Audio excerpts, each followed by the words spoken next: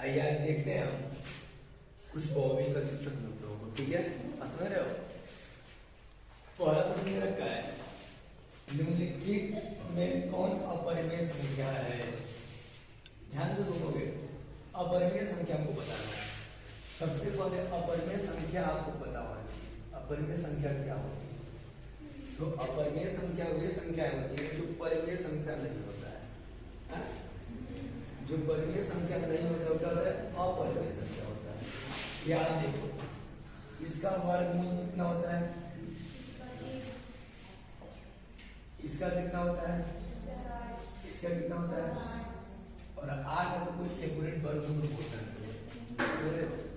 तो यह एक अपरिमेय संख्या हो गया। ऑप्शन नंबर बी आपका करेक्ट हो जाएगा। ठीक है, समझ रहे हो? एकदम छोटा छोटा प्रश्न आएगा, एकदम छोटा छोटा प्रश्न, बड़ा प्रश्न तो आएगा ही नहीं। बस तुमको आराम से परीक्षा कक्ष में बैठ करके प्रश्नों को देखना है, उसके बाद उनको सोचो और तब हल करो। ये नहीं कि हम देखे फटाक से मार दिए, उस केस में गलती हो सकती है। बात समझ रहे हो? अगला प्रश्न कह रहा है बहुपद 6x - 21 का शून्य कैसे पता करते हैं? शून्य पता करने के लिए हम पहले बहुपद को 0 के बराबर कर देते हैं। समझ रहे हो? तो आप इसको अगर 0 के बराबर करोगे तो क्या मिलेगा आपको? 6x - 21 बराबर 0। समझ रहे हो मेरी बात? इस -21 को जब इधर लेके आओगे तो 6x बराबर कितना होगा? प्लस का 21। हाँ, ये गुणा का इधर आएगा तो भाग हो जाएगा। तो 21/6 3 × 7 = 21, 3 × 2 = 7/2। कौन ऑप्शन से? ये पहला ऑप्शन। बस समझ रहे हो? अगला प्रश्न कह रहा है कि बहुपद x² - 10x + 25 का घात है। घात तो समझते हो ना? किसी भी जब बहुपद का हम घात बताते हैं तो उसका अधिकतम घात देखते हैं। अधिकतम घात उस पूरे बहुपद का घात कहलाता है। यहाँ देखो, ये तो द्विघात बहुपद है। अधिकतम घात इसका 2 ही है। इसमें पहला ऑप्शन 1 दिया है, दूसरा 2 दिया है, तीसरा 0 दिया है और चौथा 25 दिया है। तो तुमको जब पता है कि किसी बहुपद का अधिकतम घात ही उस बहुपद का घात कहलाता है, तो यही इसमें क्या है? अधिकतम घात 2 है। ये क्या हो जाएगा? ऑप्शन नंबर 20 सही हो जाएगा। समझ रहे हो? अगला प्रश्न कह रहा है निम्नलिखित में कौन द्विघात समीकरण है? अब देखो, यहाँ पर 4 ऑप्शन आपके पास दिए हैं। पहला दे रखा है x² - 5√x + 3 = 7। दूसरा दे रखा है x - 1 का होल क्यूब बराबर x²। तीसरा दे रखा है x + 1 का होल स्क्वायर बराबर 2 × x + 1। और 4 नंबर दे रखा है x + 1 का होल क्यूब बराबर 3। एक बात बताओ, द्विघात समीकरण से पूछ रहा है। ये तो 3 घात वाला है। यहाँ पर a - b का अगर होल क्यूब लगाएंगे तो ये क्या होगा? 3 घात में आएगा। यहाँ देखो, ये सब 2 घात में हो सकता है। ठीक है, तो बहुपद होने का परिस्थिति तो फॉलो करेगा, तब काम करेगा। यहाँ देखो, यह x है और x कभी भी रूट के अंदर नहीं होना चाहिए। अगर रूट के अंदर होगा तो ये बहुपद ऐसे ही नहीं होगा। बात समझ रहे हो? तो यह तो नहीं होगा, ये भी नहीं होगा। a + b का होल क्यूब ये भी नहीं होगा। हम भागते हैं तीसरे की तरफ। तीसरा दे रखा है x + 1 का होल स्क्वायर बराबर 2 × x + 1।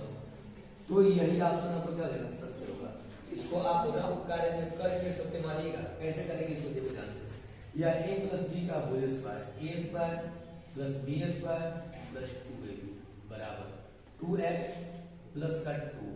ये देखो 2x इधर भी है, इधर भी है, तो कट जाएगा ऐसे ही। आज सेम चीज अगर 2 पक्ष में होती है तो कट जाता है। बात समझ में आ रहा है? ये 2 है या 1 है। आप इसको अगर इधर लेके आओगे या इसी को इधर लेके आओगे तो x² + 1 - 2 = 0। समझ रहे हो? हाँ, ये अगर ये घटाएंगे तो x² - 1 = 0। देखो, ये द्विघात को समीकरण है कि नहीं है ना? तो आपका तीसरा ऑप्शन क्या हो जाएगा? सत्य हो जाएगा। इसमें कोई दिक्कत नहीं होना चाहिए तुमको। एकदम आसान प्रश्न देगा। बस 3 घंटा 15 मिनट कम नहीं होता, बहुत हो गया। तुम पूरा क्या करो, 1 घंटा 30 मिनट 1.5 घंटे लो इस बहुविकल्पित प्रश्न उत्तर को करने में। बात समझ आ रहा है? 20 नंबर है ना, कम नहीं होता है, एकदम आसान प्रश्न है। बात समझ रहे हो? अगले पद पे बढ़ते हैं। पर यदि m तथा n अभाज्य संख्याएं हैं तो m³ इंटू n स्क्वायर और m square into n square का मौसा होगा।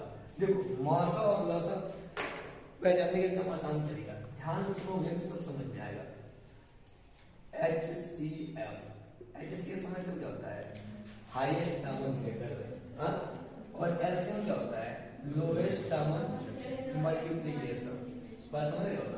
तो जब भी तुमसे HCF पूछे ना तो देखो दोनों ने दे रखा है कि नहीं देखा है। यहाँ देखो m square n square m³ n square दोनों में जो है और सबसे कम है वही तुम्हारा क्या होगा? HCF होगा। मिनिमम संख्या की तरफ भागते हैं, HCF में मिनिमम संख्या की तरफ भागते हैं और एलसीएम में मैक्सिमम संख्या की तरफ भागते हैं। बात समझ आ रहा है? जैसे मान लो अगर तुमसे पूछ दे कि 2 और 3 का HCF क्या होगा तो तुमको बताना पड़ेगा 1, तब कहना पड़ेगा 1। बात समझ आ रहा है? अगर यही एलसीएम हम पूछे तो तुम इसका मल्टीप्लिकेशन करके बता दो कितना? 6। बात समझ रहे हो? इससे तुमको क्या जाहिर हो रहा है कि सर जो HCF पूछेगा हम मिनिमम संख्या की तरफ भागते हैं, न्यूनतम संख्या की तरफ। बात समझ आ रहा है? और जब एलसीएम पूछे तो अधिकतम संख्या की तरफ भागते हैं। ठीक है ना? अब यहाँ देखो ये क्या है? m square n square m³ n square. ठीक है ना? तो m स्क्वायर यहाँ पर भी है, m स्क्वायर यहाँ पर भी है, n स्क्वायर यहाँ पर भी है, n स्क्वायर यहाँ पर भी है। अब ऑप्शन में आ जाओ, या m³ n स्क्वायर तो होगा नहीं। बस समझा? यहाँ पर आओगे तो m स्क्वायर, अरे n का मिनिमम पावर तो 2 है, ये उससे भी कम हो गया, ये भी दिया हुआ। ठीक है ना? तीसरे पे बढ़ते हैं तो m स्क्वायर और n स्क्वायर, यहाँ पर भी m स्क्वायर, यहाँ पर भी n स्क्वायर, यहाँ पर भी m स्क्वायर पहले तो ये होगा तब तो m क्यों हुआ है, और यहाँ पर भी n स्क्वायर है। बात समझ रहे हो? तो इसका थर्ड ऑप्शन क्या हो जाएगा? सही हो जाएगा। बात समझ रहे हैं? हमको ये नहीं देखना है कि सर यहाँ पर 2 और 3 नहीं दिया है, कोई अंक नहीं दे रखा है तो फिर हम उससे हमको डर लगता है। नहीं, तुमको एक चीज पता होना चाहिए, जो हाईएस्ट कॉमन फैक्टर होता है उसमें, और इसका क्या होता है? लोएस्ट कॉमन मल्टीप्लिकेशन होता है। जब भी एचसीएफ पूछे तो मिनिमम की तरफ भागते हैं और एलसीएम पूछे तो मैक्सिमम की तरफ भागते हैं। बात समझ में आ रहा है? तो ये ऑप्शन आपका क्या हो जाएगा? सही हो जाएगा। यार अगर तुम मुझसे एक पूछ दे, एचसीएफ ना पूछ करके अगर पूछ तुमसे क्या लॉस पूछ तो तुम क्या करोगे? लॉस की तरफ अधिकतम पावर देखते हैं। इसमें लॉस क्या होगा? देखो यह m³ है, m स्क्वायर है, n स्क्वायर है, n स्क्वायर है, तो अधिकतम पावर कितना है? m स्क्वायर, m³ और n स्क्वायर। तो यह इसका एलसीएम हो जाएगा और ये इसका एचसीएफ हो जाएगा। बात समझ रहे हो?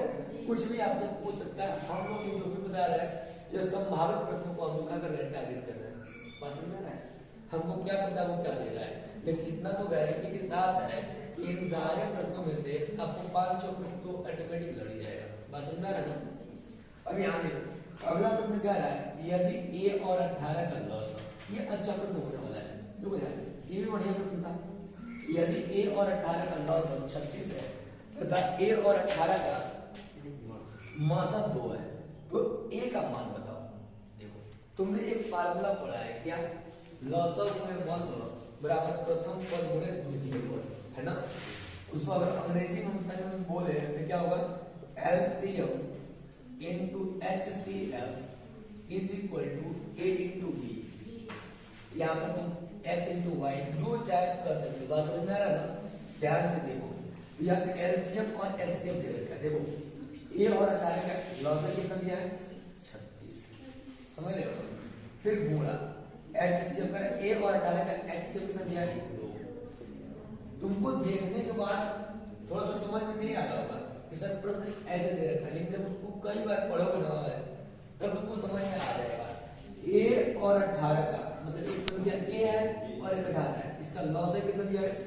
36। तोड़ तोड़ के पढ़ोगे ना सब समझ में आ जाएगा। फिर A और 18 का मौसा है ना कितना दिया है? 2। तो A का मान बताओ। मतलब कि यहाँ A संख्या नहीं दे रखा है, इसी का हमको मान बताना है, और B वाली संख्या का तो मान दे रखा है। समझ रहे हो? हमको एक ही फार्मूला पता है, LCM into HCF is equal to A into B। तो लौसत दे रखा है कितना 36 और मौसत दे रखा है 2 और a का मान हमसे पूछ रहा है छोड़ दो, b का मान दे रखा है 18। याद रखो 18 गुना 36 और 2 गुना 4, तो a का मान क्या आ गया तुम्हारा 4। कौन ऑप्शन सही है? उनको देखने में बड़ा बड़ा दिख रहा है, ये है बहुत ही आसान है, बात समझ में आ रहा है। अगला प्रश्न देखो, दो परिमेय संख्याओं 2 प्लस रूट 3 तथा 2 माइनस रूट 3 का गुणनफल। गुणनफल का मतलब तो सबको पता ही होता है पूरा, समझ में आ रहा है। अब परिमेय संख्या क्या है? ये है 2 प्लस रूट 3 और 2 माइनस रूट 3। अब देखो एक बात, 2 प्लस रूट 3 दे रखा है और दे रखा है गुणनफल 2 माइनस रूट 3। ये बताओ तुमको क्या दे रहा है? सर इसको अगर ए हम मान लें और इसको हम बी मान लें, यहाँ पे बीच में बोला ही, इसको हम ए मान लें, इसको बी मान लें, तो यह ए प्लस बी और ए माइनस। तुमने कक्षा 8-9 में पढ़ा इस चीज को, क्या वर्गांतर का सूत्र अगर हिंदी की भाषा में बोले तो ए स्क्वायर माइनस बी स्क्वायर। ये बताओ यह इस रूप में दे रखा है, इसको इस रूप में नहीं कर सकते हैं, तो इस रूप में हम यहीं पे कर रहे हैं। देखो ए स्क्वायर और ये माइनस बी स्क्वायर, ये 2 गुना 4 माइनस स्क्वायर का रूप कट जाएगा, बचेगा कितना 3, घटाओ तो होगा 1। कौन ऑप्शन सही है?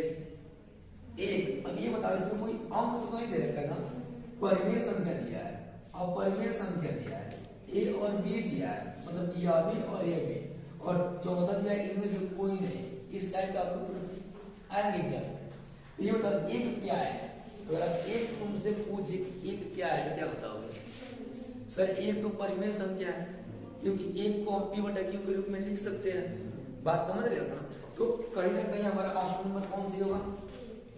100% ये ऑप्शन नंबर ए क्या है? सही है, क्योंकि एक क्या होता है? एक परिमेय संख्या होता है, बात समझ रहे हो ना? अगले प्रश्न की तरफ बढ़ते हैं। देखो ध्यान से, कह रहा है कि द्विघात बहुपद, आ जाओ द्विघात बहुपद, द्विघात बहुपद x square plus x minus 20 के शून्य है। देखो शून्य जब भी पूछा है ना, तो जो बहुपद दिया है उसको शून्य के बराबर कर दो। हाँ, जो बहुपद तुम्हारे सामने दे रखा है उसको शून्य के बराबर कर दो, तुम्हारा शून्य निकल जाएगा। ये बहुत ही एक आसान शब्दों में तरीका होता है, समझे? हमने इसको शून्य के बराबर कर दिया, कोई दिक्कत? अब इसमें तुम ये बताओ, ये तो द्विघात समीकरण सर, हाँ, और द्विघात समीकरण के शून्य ज्ञात करने के बहुत सारे तरीके हैं। सबसे पहला हमारा आसान तरीका होता है गुणनखंड विधि, मध्य पद को दो भागों में तोड़ करके। आओ सबसे पहले वहीं पढ़ते हैं। तो 1 गुणे 20 मतलब 20 का ऐसा फैक्टर कि गुणा करके 20 हो जाए। अगर तीसरे पद के आगे माइनस हो तो घटा नहीं पाना चाहिए, और प्लस हो तो जोड़ नहीं पड़े, तो यहाँ पर माइनस है ना, तो घटा नहीं पाना चाहिए। तो 5 में से अगर 4 घटाओगे 1 होगा, और 5 में 4 का गुणा करके कितना होगा? 20 होगा। तो कहीं ना कहीं तो हमको मिल गए, तो हम क्या करेंगे यहाँ पर? लिखेंगे x square plus 5x minus 4x minus 20 बराबर 0, या x निकालोगे तो x प्लस का 5 माइनस 4 निकालोगे x प्लस का 5 बराबर कितना है? और यहाँ x प्लस का 5 बराबर 0 और x माइनस 4 बराबर कितना है? 0। x का मान माइनस 5 और x का मान 4, यानी माइनस 5 का मान 4। देखो कौन सा ऑप्शन सही है तुम्हारा? ऑप्शन नंबर सी, माइनस 5 का मान 4। बात समझे? यानी कि द्विघात समीकरण या द्विघात बहुपद x square plus x minus 20 के शून्य क्या होंगे? माइनस 5 का मान 4। बात समझ रहे हो? आगे तुम देखो, यदि किसी द्विघात बहुपद px बराबर 2x square plus 5x minus 12 के शून्य अल्फा इनटू अल्फा का मान बीटा है, तो अल्फा प्लस बीटा का मान होगा। मेरी बात सुनना यहाँ से, ये क्या करेगा? 2x square plus 5x minus 12, शून्य क्या है? अल्फा और बीटा। द्विघात समीकरण के दो ही शून्य होते हैं, उनका नाम हम जानते हैं अल्फा और बीटा। त्रिघात अगर बहुपद होगा उससे कितने शून्य? 3। कौन कौन? अल्फा, बीटा और बात समझ रहे हो ना? और इसका कारण है कि अल्फा प्लस बीटा होगा, तो अल्फा प्लस बीटा का मतलब ये होता है कि शून्यों का योगफल, शून्यकों का योगफल। शून्यकों का योगफल ज्ञात करने से पहले तुमको दिए गए बहुपद ए बी और सी पता होना चाहिए। सबसे पहली बात ये है। ये बताओ इसमें से ए क्या है? 2, बी क्या है? 5 और सी क्या है? कांस्टेंट। समझ गया? और अल्फा प्लस बीटा बराबर होता है क्या? माइनस बी बाई ए। ये तुमको जानते ही होगी। हाँ, तो ये बताओ बी का मान क्या दिया? 5 और ए का मान कितना दिया? -5/2। देखो कौन ऑप्शन दिया है? B number. समझ में आ रहा है? लेकिन जब तक ये चीज तुमको पता नहीं होगा ना, तब तक तुम आसानी से इसको कर नहीं पाओगे। बात समझ में आ रहा है? आगे अगला प्रश्न कह रहा है कि यदि अल्फा और बीटा बहुपद x² + 4x + 1 के शून्य है। शून्य क्या है? अल्फा और बीटा। कौन से बहुपद के? x² + 4x + 1। तो कह रहा है 1/अल्फा + 1/बीटा का मान क्या होगा? देखो ऐसे प्रश्न को हल करने के सबसे आसान तरीके जो दे जिसका मान पूछ रहा था सुधार 1/अल्फा + 1/बीटा। बस समझे? इन दोनों का अगर एलसीएम हम निकालना हो तो अल्फा * बीटा ये होगा बीटा प्लस अल्फा। बात समझे? अब यहीं पे रुक जाओ थोड़ा सा, इसके आगे हम कुछ कर नहीं सकते हैं। हाँ, ये हो गया अल्फा बीटा प्लस अल्फा, या अल्फा प्लस बीटा। बात तो बराबर, प्लस वाले साइन को हम इधर उधर कर सकते हैं, इसमें कोई दिक्कत नहीं है। बट अल्फा * बीटा, अगर हमें अल्फा प्लस बीटा का मान पता हो जाए, हाँ, और अल्फा * बीटा का मान पता हो जाए, तो हम दोनों का मान यहाँ रख करके देख रहे हैं कौन क्या है। हाँ, तो अल्फा प्लस बीटा मतलब शून्यकों का योगफल। शून्यकों का योगफल मतलब इसमें जाओ a बराबर 1, b बराबर 4 और c बराबर 1। तो अल्फा प्लस बीटा क्या होता है? -b/8। तो -b मतलब -4 और 1 पास में आ रहा है। यहाँ पे -4 होगा, फिर नीचे 1 को कोई मतलब नहीं है। फिर बटा अल्फा * बीटा c/a। तो c क्या है? सर c तो 1 है यहाँ पे, और 1 का मान क्या है? 1 है, नीचे 1 ले लो। तो -4/1 को क्या लिखते हैं? -4। इसमें कौन सा आंसर है? Option number C. बात समझ रहे हो? जितने भी बहुविकल्पी प्रश्न उत्तर आएंगे वो तुम्हारे एकदम छोटे छोटे प्रश्नों से आएंगे, एकदम छोटे छोटे प्रश्न आएंगे। बस तुमको संयम रखना है। जितना एकाग्रता से उसको देखोगे, हाँ, उतने तुमको समझ में आएगा। बात समझ रहे हो? जितना एकाग्रता से देखोगे, 1 बार में 2 बार में 3 4 बार में पढ़ो, तब तुमको समझ में आएगा। ठीक है ना? जब अगला समझ क्या कर रहा है, यदि समीकरण कि x² + 6x + 9 बराबर 0 ये मूल का योग और मूलों का गुणनफल क्या हो? समान हो। हम जानते हैं, अगर तुमसे पूछे एक बार कि ये बताओ द्विघात समीकरण का मूलों का योग क्या होता है, तो सर अल्फा प्लस बीटा। इन्हें कहोगे हो। अगर इसका गुणनफल हम पूछे तो अल्फा * बीटा, इन्हें कहोगे। तो हमसे कह रहा है कि जो दोनों मूल है ना, इसका योगफल और इसका गुणनफल क्या है? समान। मतलब इज इक्वल टू बराबर। बात समझ रहे हो? ये बताओ अल्फा प्लस बीटा अगर तुम निकाल लो और अल्फा * बीटा निकाल लो, फिर उन दोनों का मान यहाँ रख दो, तुम्हें निकल जाएगा क्या इसमें हो रहा है। ये बताओ अल्फा प्लस बीटा कहाँ से आएगा? a b c पता होना चाहिए। तो ये क्या होता है? -c/a और ये क्या होता है? c/a। समझ रहे हो? यहाँ से हम आसानी से सॉल्व कर सकते हैं। अभी तुम इसका मान रखो, बढ़िया रहेगा। ये -b/a, -b क्या है? तो -6। a क्या है? एक नहीं है, ये बराबर c क्या है? पूरा कांस्टेंट 9 के। समझ रहे हो? फिर यहाँ पर तुम्हारे क्या a क्या है? देखो समान चीज अगर रहती है, दो पक्षों में क्या होता है? कट जाता है। और ये बताओ यहाँ तुमको क्या मिल गया?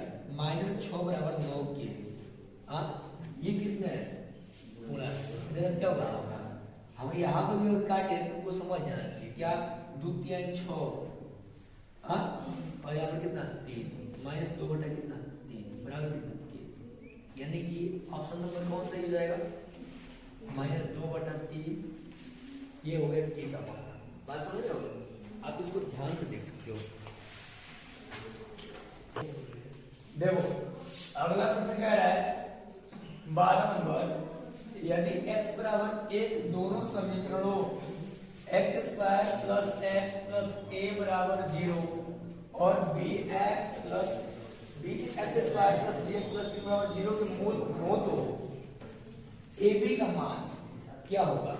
देखो दिक्कत जानते हो कब होती है, जब हम प्रश्न को नहीं समझते हैं तो, या हमको समझ में नहीं आ रहा है। देखो कैसे आएगा, कह रहा है कि जो x बराबर 1 है ना, वह इस समीकरण का भी मूल है और इस समीकरण का भी क्या है। अब मूल का मतलब तुमको समझना होगा कि मूल क्या होता है। मूल मतलब कि यह x बराबर 1 इस पूरे समीकरण को संतुष्ट कर रहा है, सुना रहा है? इसको भी क्या कर रहा है, संतुष्ट कर रहा है। मतलब अगर आप x बराबर 1 यहाँ रखेंगे तो a का मान निकलेगा, फिर x बराबर यहाँ पर 1 रखेंगे तो b का मान निकलेगा, और दोनों का a और b का मान निकल जाएगा, फिर a और b का गुणा करने के बाद देखेंगे कौन ऑप्शन सही है। इतना आसान प्रश्न समझ में आ रहा है। मूल का मतलब समझे, मूल का मतलब यह कि जिसको मूल कह रहा है ना, वह इन दोनों समीकरणों को संतुष्ट कर रहा है, सेटिस्फाई कर रहा है। तो यहाँ पर देखो, यहाँ दे रखा क्या, x square plus x plus a बराबर 0, x बराबर 1। हाँ, जब x बराबर 1 रखेंगे तो क्या होगा, 1 का स्क्वायर प्लस 1 प्लस a बराबर 0, ये हो जाएगा 2 प्लस a बराबर कितना 0, यहाँ से a बराबर माइनस कर दो। कोई दिक्कत है आपको?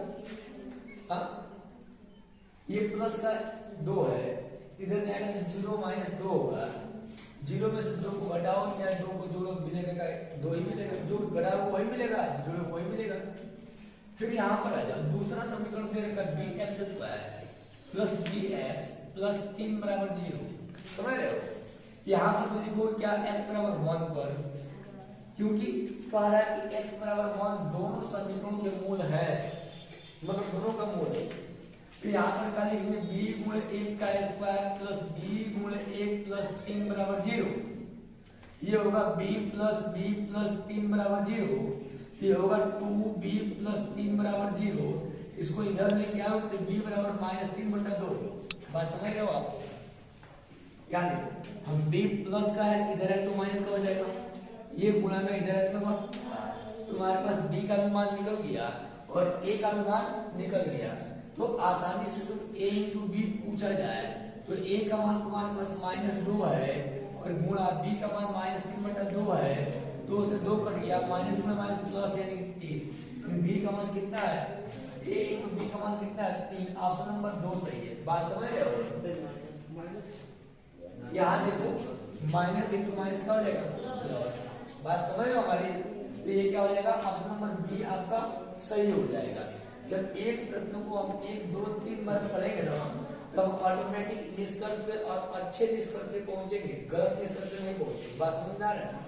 अगला प्रश्न देखो, ये बहुत बढ़िया प्रश्न था। अगला प्रश्न इससे भी बढ़िया है और ये सारे प्रश्न एक नंबर में आएंगे। वो अभिगत प्रश्न उत्तर है, पर यदि 2 की पावर x प्लस वाई बराबर 2 की पावर x माइनस वाई बराबर 2 की पावर 3 बटा 2 हो तो y का मान बताओ। इससे देखो तुम कितना प्रश्न सीखोगे। ध्यान देना, तुम बहुत वाजब पढ़े हो क्या, जब आधार हाँ वही आधार होता है जिसको हम बोलते हैं बेस, है ना। तो जब बेस बराबर क्या हो, जब बेस बराबर होता है तो जो उसके घात होते हैं एक दूसरे के इक्वल हो जाते हैं। क्या होते हैं, एक दूसरे के इक्वल बराबर। जैसे मान लो यहाँ पे क्या है, 2 की पावर x प्लस वाई बराबर 2 की पावर x माइनस वाई बराबर 2 की पावर 3 बटा 2। ये बताओ घात, ये जो आधार है ये सबका बराबर है। तो जब आधार बराबर होता है तो घात बराबर होती है। तो x प्लस वाई बराबर x माइनस वाई बराबर 3 बटा 2। समझ में आ रहा है इसका? अब देखो यह x प्लस वाई भी किसके बराबर है, 3 बटा 2, और x माइनस वाई भी किसके बराबर है, 3 बटा। तो तुम लिखोगे x प्लस वाई बराबर कितना, 3 बटा 2, और x माइनस वाई बराबर कितना, 3 बटा। अब एक बात बताओ, ये कटेगा कि नहीं कटेगा, कटेगा तो ये कितना हुआ 2x बराबर कितना 3/2 प्लस 3/2। आप विलोपन विधि है समझ रहे हैं विलोपन विधि। तो ये क्या होगा जब हर बराबर होता है तो एक ही लेते हैं और 3 3 6 यानी कि 2x बराबर कितना 6/2 2 3 6 यानी कि यहाँ से निकल जाएगा x बराबर 3/2। कौन सा ऑप्शन सही है इसमें आपका ऑप्शन नंबर ए। बात समझ में आ रहा है बहुत ही बढ़िया क्वेश्चन था इसको आप नोट कर लीजिए से।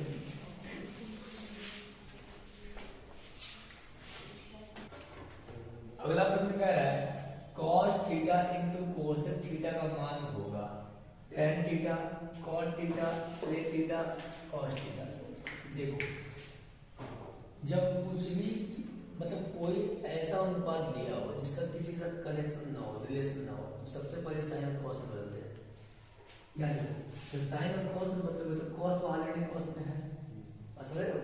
तो हम क्या करें यहाँ से cos थीटा लिखे इनटू कोसेक को अगर हम बदलें किसमें साइन थीटा में तो कुछ इस प्रकार से मिलेगा आपको cos थीटा बटा कितना साइन थीटा। और इस तुम जानते हो कि cos बटा साइन होता है cot थीटा। तो ऑप्शन नंबर कौन सी है बी।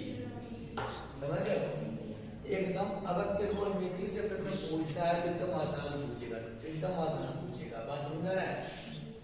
अगला प्रश्न कह रहा है यदि बहुपद x² plus ax minus b के शून्य एक दूसरे के व्युत्क्रम हो तो b का मान बताओ। देखो इसका शून्य कर है कि एक दूसरे के व्युत्क्रम x² दे रखा प्लस ax माइनस b। यानी अगर शून्य की बात करें क्या होगा शून्य का शून्य क्या हो व्युत्क्रम क्या हो ऐसे ध्यान से ये क्या हुआ alpha into beta alpha into beta ठीक है। ये इसका शून्य हो गया क्या हो गया शून्य।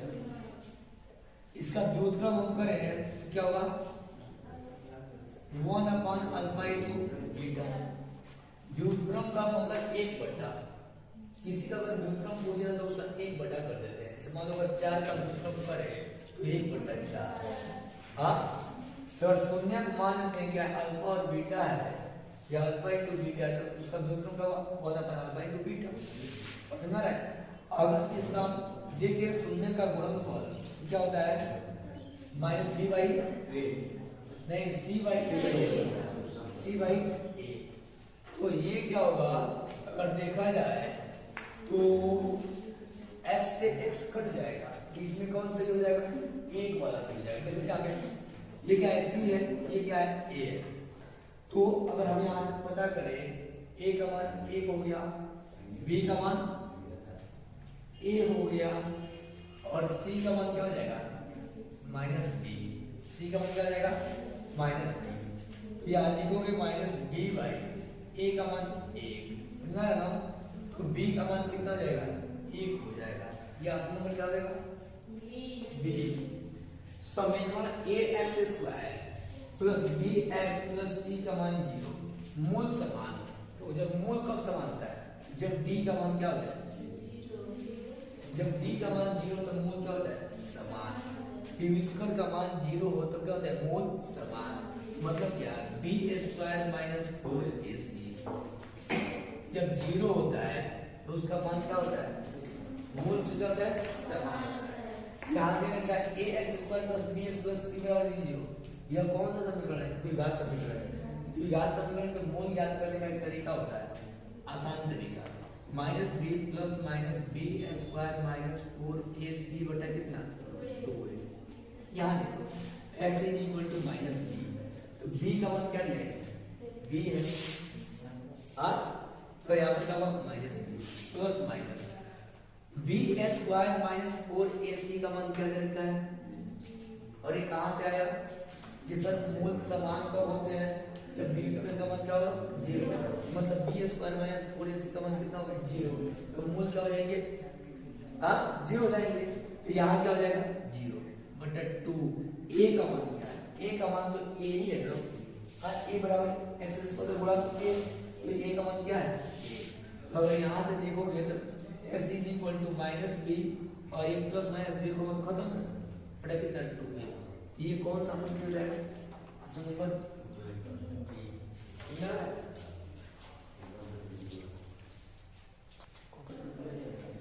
अगला प्रश्न कह रहा है x प्लस 2 का मान x माइनस 2 बराबर 0 के मूल निम्नलिखित में कौन है?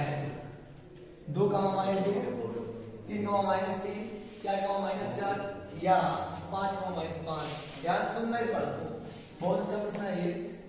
x प्लस 2 हो गया और x माइनस 2 बराबर किसके? 5 के। ध्यान दो, तुमने एक सवाल पढ़ा है क्या? a प्लस बी और a माइनस बी बराबर a स्क्वायर माइनस का b स्क्वायर। ये एक फार्मूला होता है ना। तो देखो यहाँ पर जो आपका प्रश्न दे रखा है वो इस रूप का दे रखा है। तो इस रूप में जो होता है, अगर हमें जरूरत पड़े तो इस रूप में कर सकते हैं, जाहिर सी बात है। हाँ, तो देखो यहाँ पर लिख सकते हैं क्या? एक्स स्क्वायर माइनस 2 का स्क्वायर बराबर कितना? 5, या एक्स स्क्वायर माइनस कितना? 4 बराबर कितना? 5।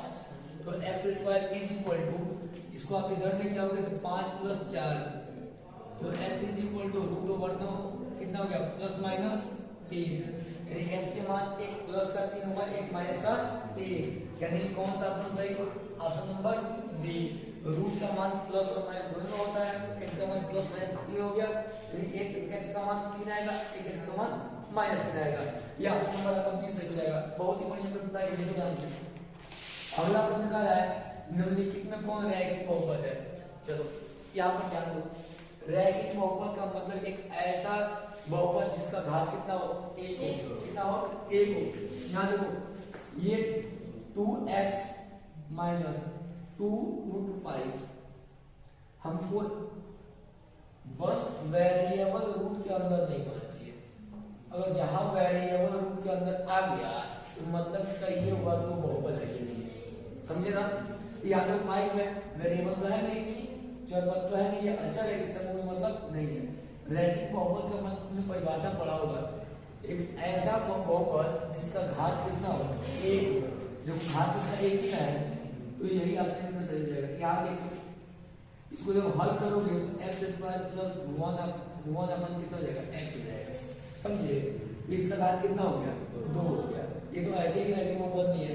अगर i की बात करें हम तो 5 माइनस 1 अपन x स्क्वायर है, तो यहाँ पे क्या होगा कि इसको करोगे तो 5 माइनस x के पावर माइनस 2 हो जाएगा। और जो किसी भी चर पद का घात नेगेटिव नहीं होता है, नेगेटिव होगा ना तो बहुपद होगा ही नहीं, ये भी तो नहीं होगा, बात समझे? इसको भी देखोगे तो z स्क्वायर माइनस z की पावर माइनस 1, इसका भी घात कितना होगा? नेगेटिव, तो ये भी नहीं से, यानी ऑप्शन नंबर 1 आपका करेक्ट हो जाएगा, बात समझे? अगला प्रश्न कह रहा है एक द्विघात बहुपद के शून्यकों की संख्या। सुनना मेरी बात ध्यान से, द्विघात बहुपद के कितने शून्यक होते हैं? तुमको बता दिया गया है। 3 घात के कितने शून्यक? मतलब जिस बहुपद का जितना अधिकतम घात होगा उस बहुपद का उतना ही शून्यक होगा। तो जब द्विघात का आराम से तो शून्यकों की संख्या कितना? अगर हम तुमसे पूछे कि कौन कौन शून्यक, एक अल्फा और दूसरा अगर त्रिघात की बात करें तो एक और अल्फा बीटा और समझ में आ रहा है? तो ये त्रिघात की केस में होता है। हमसे पूछ रहे द्विघात तो अल्फा और बीटा दो ही शून्य होते हैं, कितना हो जाएगा? Option number B. अगला प्रश्न का अंतिम प्रश्न देखो, m³ minus 3m² minus m plus 3 के शून्यकों का योग है। देखो, चाहे त्रिघात बहुपद हो चाहे द्विघात बहुपद हो, कोई भी बहुपद हो उसका अगर शून्यकों का योग पूछे तुमसे तो फार्मूला वही होता है -b/a। तो सबसे पहले इसमें a b c d तुम पता करो, बात समझ रहा है? तो यहाँ पर a क्या हो जाएगा? a बराबर होगा आपका 1, b बराबर होगा -3, c बराबर होगा आपके पास -m, हाँ मतलब वही 1, समझे? और d कितना हो जाएगा आपके पास? 1।